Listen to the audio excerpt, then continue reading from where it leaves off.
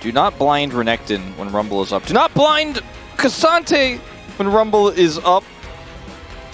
Sorry, he was like, oh, my bad, I misclicked. I pressed the top icon, sorted by top champions, and then just a few, squares off there. This does leave Ashe Sejuani, which feels pretty good. Also, if Zeus is in form and he's playing like that and he's taking advantage of our Renekton, we've seen players do it with Kennen into Rumble as well. I mean, maybe they just say we're not too scared about Rumble, we'll just take care of him in the side lane and just not really try to team fight, but they do have Ashe and Lilia now. I think that if Closer shows a mid pick here, then it's hard for Faker to actually not try to opt for a counter pick. If they end up going for Zeus, just counter pick into the Rumble, then Faker can get choked out really hard. And it's weird to say like Faker's champion pool is small, considering the amount of champions he's played over his career, but right now it feels quite small. So, especially with the Lilia lock-in here, I do feel like you can protect this Rumble now that the Ashe was locked in, that they went for the Lilia. Question is, what is Closer going to play? Is it just going to be Corki? Not going to be a Closer pick at all, doesn't look like here, with the Jhin to be locked. Yeah, very interesting. I mean, Yone's available, Corki's available. Maybe he didn't want to blind Yone, even though it feels very good in that comp, because then Faker just plays Corki. But yeah, it's just Jhin. So now they could just lock Kennen if they feel like Zeus can play Kennen into Rumble. Feels like one of the best options. Camille.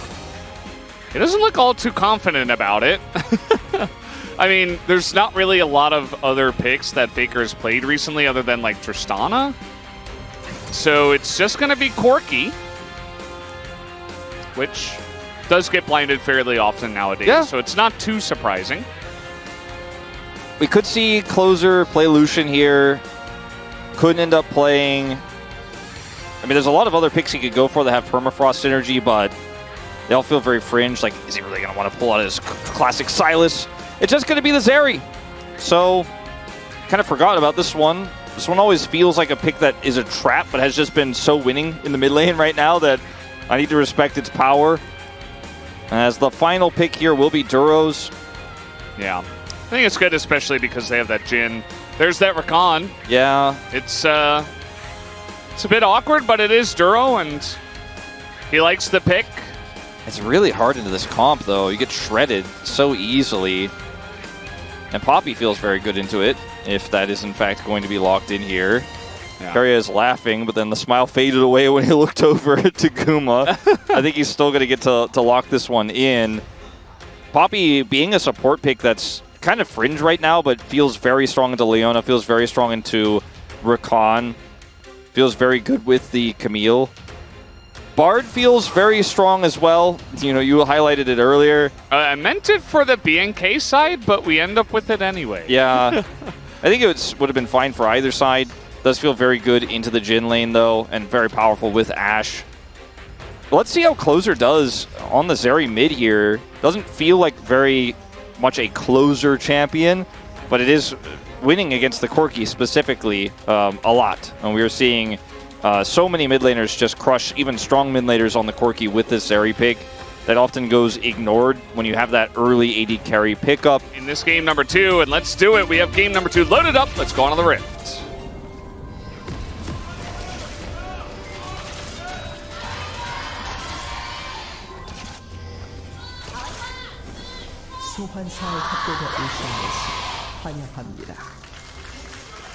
Off we go to game number 2. As KERIA just recently got a skin from Winning Worlds for Bard. True. And I don't think it's available for him to play in this game. I don't think so. But they did just recently come out like 2 days ago. Yeah. So, you know, maybe he can give homage anyway. Yep, he's not using his skin. Yeah, I don't think it's available on this patch, even on tournament. So, I think this top lane is going to be very important in this game once again. Zeus on a split push pick like the Camille. Here comes Owner invading in onto Duro, but now he's just going to have to flash the wall. KERIA just puts down a magical journey kind of into nowhere, but T1 do want to fight this. Just stay straight up 4v4 in the jungle, just fighting it up. There's the flash stun onto 2, and the follow-up comes in. Raptor solo, double knockup from Duro, but it just doesn't matter. The damage is taken away, and T1 will pick up 2 kills in one of the most random fights I've ever seen. Owner was pushing in. He wanted to get the Raptors again on respawn, and they got a lot more than just the Raptors, we can say. Speaking of which, going in this time, Owner on the Lilia is here once again. He's level 6. Yeah. Didn't force the cleanse out. Zeus may be in trouble. Ooh. Okay, well, he is burning a bit, but Equalizer is not going to get the kill. Meanwhile, in mid, there's that level 6. Faker not really concerned. He just wants to get the minions, but he might have to pay for it. The slow comes in, as now looking to turn around. Will try to flash the wall, but Closer's got a flash of his own. Meanwhile, they're diving the bot lane. That's not going very well. And they're going to abandon that as the sleep comes in. Duro actually gets stunned up. It will be a kill onto Duro. So they trade one back anyways as Faker disrespects the Zeri level 6. He didn't have his ultimate for that last skirmish, and I think if he had, it would have been a very different fight, but he is able to take Faker out. But in the meanwhile, another Jhin that feels so out of place in this draft, especially if they're going to be skirmishing this heavily early. Well, he found a moment to get the Zeus stat up. He is going to press his R button onto Clear, who does have flash, and there's no more lockdown, so, well, they got the flash out of him, they'll say. Hashtag worth.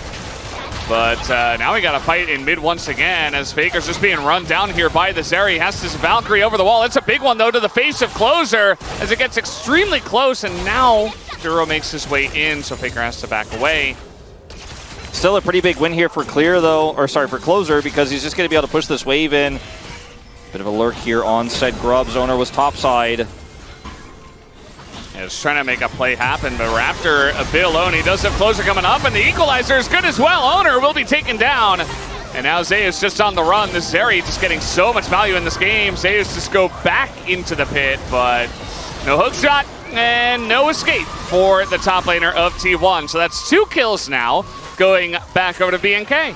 That was a really decisive call from Raptor to look for that ultimate to start the fight off. Closer can join in. And he does have his ult available. It's just going to hook shot into Clear. BNK unsure about what to do now that KERIA shows up, but Zeus is going on in, and he's in a bit of trouble as, the ults have stacked, and now we got a TP coming in.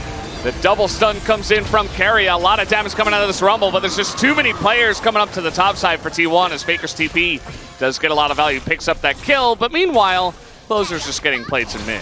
It feels like there's a lot of, we're winning somewhere else, but there's an exchange of plates on the other side of the map type of game. But so is Guma in the bottom lane. So we kind of have like this very weak Camille that's not going to be a side lane threat for a very long time, if ever. But we also have this Jhin that's wasn't really an AD carry to begin with, but isn't really going to be relevant in this game for a while. I'll figure taking a bunch of damage here in mid. And yeah, it really just comes down to where do you want that money. And on the side of BNK, they're looking to really eliminate Zeus from the game. And Hannah's just joined Clear, pushing the top lane. This should be an inner going down already 13 minutes into the game. So not only did they get all the plates in top, they got an extra turret before 14 minutes. I mean, obviously the gold lead is in BNK's favor right now. You know, they end up getting so much money off of those plays topside there, the inner turret stacking up. Guma will be able to get this turret in return, but it's going to be a Herald taken. I look at this game state, though, heavily favored towards BNK because the Fed Rumble versus, you know, Faker's Corki is pretty even, right? You know, even though he got all in and there was some mistakes made, he's not too far behind. And Guma having a ton of money doesn't necessarily matter. Yeah, but likewise, we do see Zeus is kind of playing the game up here on the top side, so that's a good look. The Ash Arrow is going to miss. But the Camille's getting money. Rumble's still getting money, but at least trying to use your power point very well there in the mid lane. Speaking of. Yeah, Anna came back. He doesn't have flash, and there's a Camille on the enemy team, so he's just going to go down. Doesn't get to play the game, as I said. Raptor also getting ganked in his own jungle by the rest of T1, so a couple of big picks here for the side of T1. There's no objective to really roll this into, but they're trying to really push their lead. It's getting out macroed again, and now I'm going to have to flip back to, I don't favor this game state for BNK anymore, as Closer's going to try to get something done. All right, the charm into the knock up here for KERIA. He has to flash away Guma as well, being pressured, and now you've got a rumble right underneath, but the magical journey is so good, and in goes Closer. And he is going to pick up that kill. Now the response, the stun comes in, the cleanse there, and the damage is just huge from the Lilia and from the Corki. They're chasing him down, and the chase potential of this squad is just so huge with these champions. So T1 able to strike back. It just takes so long for the turnaround there for B&K to get those kills. They get the kill onto Guma, but Lilia shows up, and the front to back basically begins there. The other part is that B&K just going a bit too far. They do this sometimes. You know, they are trying to return to their base foundation. Okay, we're the team that always fights, always attacks. And they did that, but they got punished. As now, Sleep might be coming in, and no steal this time, but they are going to catch Faker, who does have a magical journey, and he's going to flash into it and get away. And now the three-man Sleep comes in with the bowling ball. Everybody is caught up in this one, and B&K are caught again as the double kill goes over to Owner. It's another bait! It's another one, Valdez! Triple. And a triple kill goes to Owner, and T1 once again look like fantastic targets. It looks like you have the setup. And man, that play from Faker there, absolutely chef's kiss. Well, the play from KERIA too. Yeah. I mean, just to lock him down and set up the magical journey. This guy just is, you can't stop him on the Bard. But you set up the big ultimate there, the tempered fate, as Faker's just like, all right, come get me. And then he flashes through and they still index into it. And between the two of them, they just knocked B&K out of this game and potentially out of this series. Nice equalizer attempt to maybe steal that one away. If I had to guess, it's probably going to be a 2-0 because whoever wins game one gets some momentum. But game two looked like that wasn't going to be the case until it was. Raptor finds an angle. Nice cleanse comes in, and there's the arrow to the face, but the charm's still going to land. These two guys kind of caught out, but once again, Temper Fate comes through, but Guma, no escape for him. Owner a lot more tanky, and Duro just going to go down to mostly Faker and a bit of damage from the Lilia, as man, Owner is just so incredibly fed at this point. Everything is burning, and Closer maybe gets hit. Nope, it's just going to be the Camille that does get on in. Raptor has to flash clear. There's just nowhere to go. And you gave him Rumble. You felt good about this one for the side of B&K. You get Rumble for clear, but it's just not enough. Yeah, suddenly you blink your eyes, or maybe if you took a restroom break, you know, a few minutes ago, you're washing your hands, you went and got a beer out of the fridge, you come back, you're like, how does Zayas have 5 kills? What happened in this one? How did that happen? How did that transpire? Last I was looking, he was massively behind. The Rumble was getting inner turrets. Insane amounts that this Lilia is able to do. You have so much control when you've got Lilia and Bardis. Now we're going to get the root down onto Faker. Another Temper Fate is going to come forward, but there's only so much they can do. A ton of damage goes into Duro, as a bit of ticking down does happen from the Lilia. I think the wallets are just that big at this point in time. And with a late cleanse there, just wanted to see if he could save it. As KERIA is trying to set up a dive, they will wait for this next wave of minions before they go for anything here. I mean, Zaya still has ult, so it's hard for Closer to slide in and look for a play here. Just instantly get locked down by the Hextech ultimatum. So just kind of have to clear waves and cross their fingers that maybe there will be a scaling angle here. I mean, this area is on 2 items, now 3, as I say it. That's a big spike, but it might be a little bit too late. 6,500 gold behind. Yeah, at least for B&K, it is Chemtech Soul. I mean, there is a bit of healing, a little bit of shielding, but it's not really that big of a deal. They're just trying to posture around mid. I mean, this Baron is about to spawn 10 seconds, and you've got very good turn on the side of T1.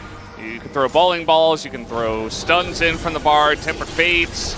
You've got a lot of ways, you know, even the Camille, obviously, to also pressure the side lane, and this is just one way to do it as well, I suppose. The Mikhails comes out, gets some value. They're going to catch only Duro as the Equalizer gets some good value. Now B&K looking to try to take this fight. Owner has to flash away, and take a look at Zeus just trying to peel for the team, as he's going to have to throw down the ultimatum and flash away. Okay, well, that was kind of the fight I was talking about for B&K. You end up... And KERIA and Guma are just trying to push them away alongside a Faker, it turns out. Duro just, with the Mikhail's first, he's just so squishy. I talked about it earlier on, he just doesn't do much, and now Raptor trying to get close to the pit. Here's the turn as well, and T1, they do find it. Zeus not going to pull the trigger on the ultimatum. No jungler, no equalizer, and T1 can just go straight back to the Baron with no fear here.